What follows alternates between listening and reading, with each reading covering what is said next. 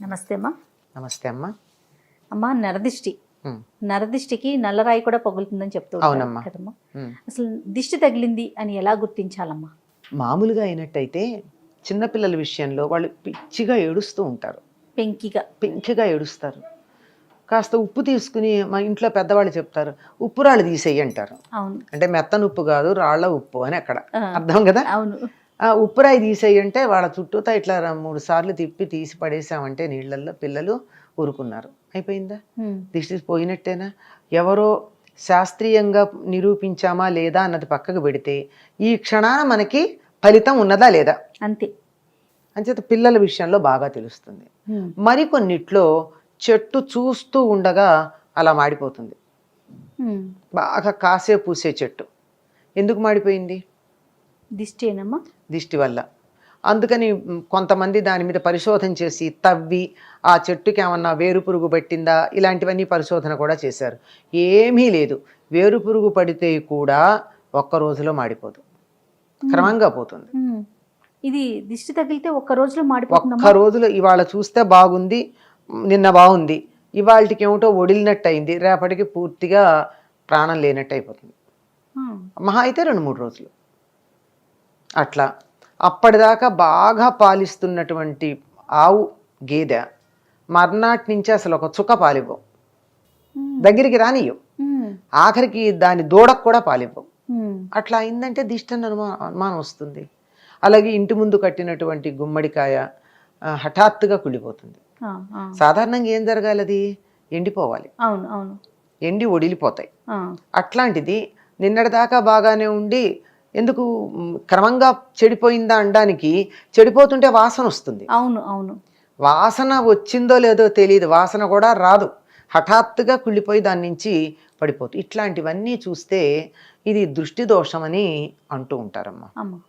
కంటికి కూడా ఒక శక్తి ఉంటుంది కదా, చూపుకు కూడా ఒక శక్తి ఉంటుంది. అవును ఉంటుందనే కదా మనం నీ చల్లని చూపు ప్రసరింపజేయి, అని కరుణామృత వేడుకుంటాం. దృష్టి చూడు, దయ తలచు ఉమ్, అని ఇలాంటి పదాలు వాడుతూ ఉంటారు. ఇది మన తెలుగు వాళ్ళే కాదండి, అన్ని భాషల వాళ్ళు వాడతారు, పాశ్చాత్య దేశాల్లో కూడా వాడతారు. ఆ చల్లని చూపులు అనేది చక్కగా మమ్మల్ని బాగా వాళ్ళకి చల్లని కాదనుకోండి, వాళ్ళకి వామ్ కావాలి. ఉమ్. అంచేత సందర్భాన్ని బట్టి ఆ చూపు అన్నది లుక్ అంటారు వాళ్ళు, um, pay a look something like that అలా వాడతారు. ఆ, ఆ విధంగా చూపుకి అంతటి శక్తి ఉంటుంది అని మనకి అందరూ చెప్పేటటువంటి మాటే. కనుక 10 మంది ఒక దాన్ని చూసి అసూయ పడితే, అసూయతో గనక చూసినట్టయితే, అసూయ కన్నా కూడా ఈర్ష్యతో గనక చూసినట్టయితే ఉమ్. అది ప్రతికూల ప్రభావం కలుగుతుంది. ఓకే. అందువల్ల వాళ్ళకి ఏదో ఒక హాని కలగడం జరుగుతూ ఉంటుంది. ఉమ్, అందుకే ఈ మధ్యకాలంలో చెప్తున్నారు, పిల్లలు చాలా బాగున్న వాళ్ళు కాస్త హఠాత్తుగా వ్యాధికి లోనయ్యి చిక్కిపోయి చనిపోవడాలు లాంటివి కాదు కానీ చిక్కిపోవడం, ఏడుస్తూ ఉండడం, నవ్వుతున్నవాడు మళ్ళీ ఏడుపు మొహంగా ఉండి ఇట్లా జరుగుతోంది. ఏమిటి అంటే దానికి ఒకళ్ళు చెప్పారు, మీ పిల్లల ఫోటోలు స్టేటస్లోను సోషల్ మీడియాలో ఫేస్బుక్లో పెట్టొద్దన్నారా? సోషల్ మీడియాలో పెడితే ఎంత బాగుందో అని 10 మంది అనేటప్పటికీ దిష్టి తగిలి. అయ్యో నా కొడుకు ఇలా లేడే అని అసూయతో కానీ ఈర్ష్యతో కానీ కొంతమంది చూశారు అంటే దానివల్ల జరిగి ఉండొచ్చు అని చెప్తున్నారు. అది వాస్తవం ఎంతో మనకి తెలియదు, కానీ చెప్పడం మాత్రం నిజం. ఉమ్, అది నిజం అవునో కాదో కానీ 10 మందిలోకి వెళ్ళి ప్రదర్శన చేసుకున్న తర్వాత మాత్రం వాళ్ళకి ఇబ్బంది కలగడం అన్నది ప్రత్యక్షంగా మనం చూస్తూనే ఉన్నాం. ఉమ్. దాన్ని నరదిష్టి, నరఘోష ఇట్లాంటి పదాలతో మనం వాడుతూ ఉన్నాం దాన్ని. ఇది పోవాలంటే ఏం చేయాలమ్మా? ఒకటి ఉప్పుతో తీయటం అన్నారు, అది పిల్లల వరకు ఓకే. పిల్లలు. పెద్దవారికి కూడా అంతే? పెద్దవాళ్ళకు కూడా అంతేనమ్మా. మామూలు వ్యక్తులకు అయినట్టయితే అంతే. ఈ మధ్య కాలంలో చాలా మంది ఏం చేస్తున్నారంటే ఈ ఉప్పు తీసి, రాళ్ల ఉప్పు, సముద్రం నుంచి వచ్చినటువంటి ఉప్పు, ఆ ఉప్పును తీసి ఇంట్లో నలుగురు వచ్చేటటువంటి చోట పెడుతూ ఉంటారు. ఉమ్, దానివల్ల దృష్టి దోషం పోతుంది. ఉప్పుకి నెగటివిటీని ఆకర్షించే లక్షణం ఉంది. అవును.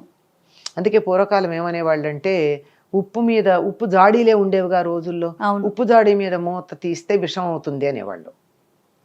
విషం మాట ఏమో కానీ నెగిటివిటీని ఆకర్షిస్తుంది కనుక ఎప్పుడు కూడా ఉప్పు మీద మూత తీసించకూడదు.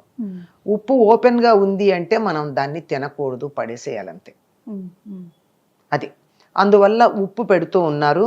ఆ పెట్టినటువంటి దానిని తీసుకెళ్ళి ఫ్లష్ చెయ్యాలే తప్ప బయటపడేయటం కానీ అట్లా చేయకూడదు. ఎందుకంటే ఆ నెగిటివిటీ ఇంకోళ్ళకి ఇచ్చిన పాపం మనకి రాదా? అదే ఖచ్చితంగా వస్తుంది.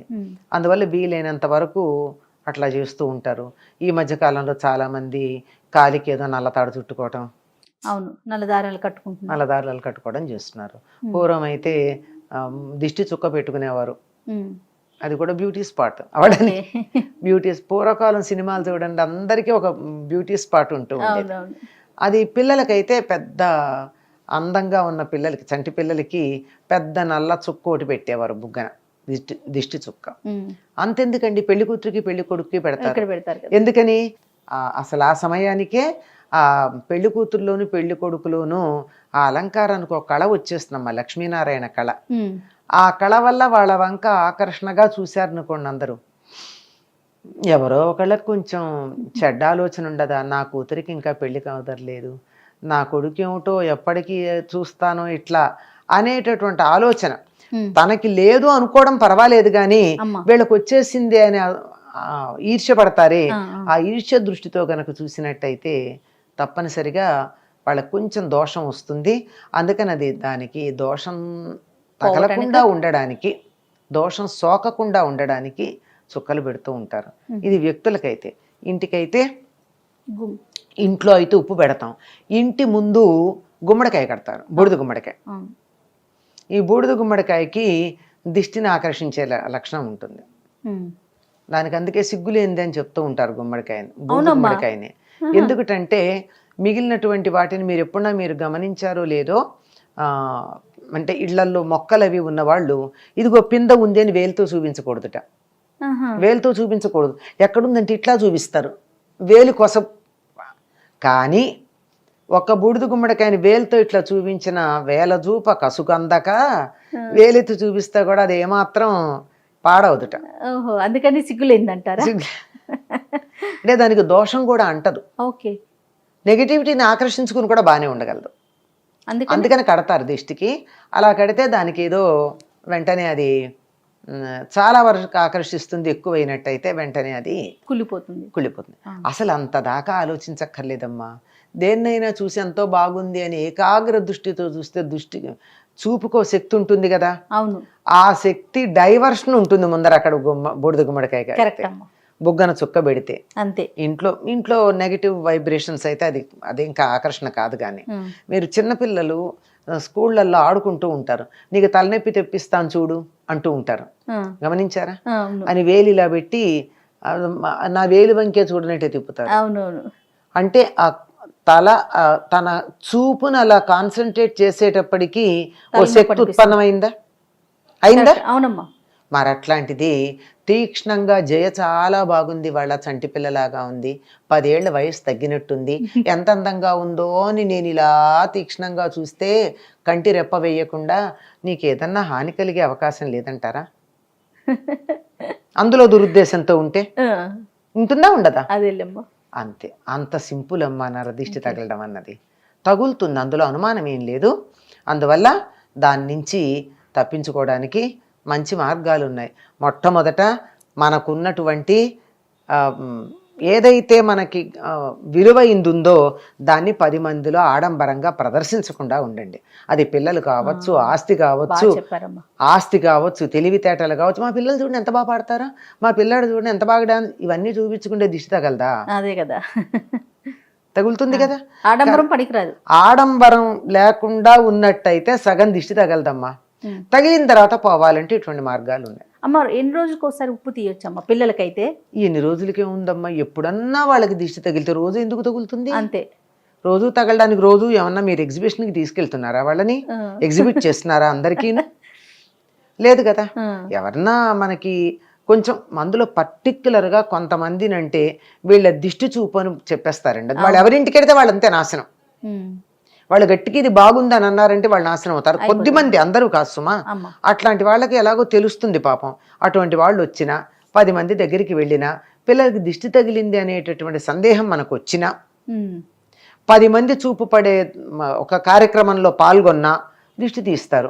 ఇది ఎర్ర నీళ్లతో తీస్తారు, ఉప్పుతో తీస్తారు, కొబ్బరికాయ మీద కర్పూరం పెట్టి తీస్తారు. ఇలా రకరకాల పద్ధతులు ఉన్నాయి. ఎండుమిర్చితో తీస్తారు. ఎండుమిరపకాయలతో తీస్తారు. ఓకే. గమ్మత్ ఏంటంటే ఎండుమిరపకాయలు తీసి భగభగా మండుతున్నటువంటి నిప్పుల్లో వేస్తే గొట్టు రాదు. అవును. మరి ఏమిటది రాకుండా ఎట్లా ఉంది? అవును.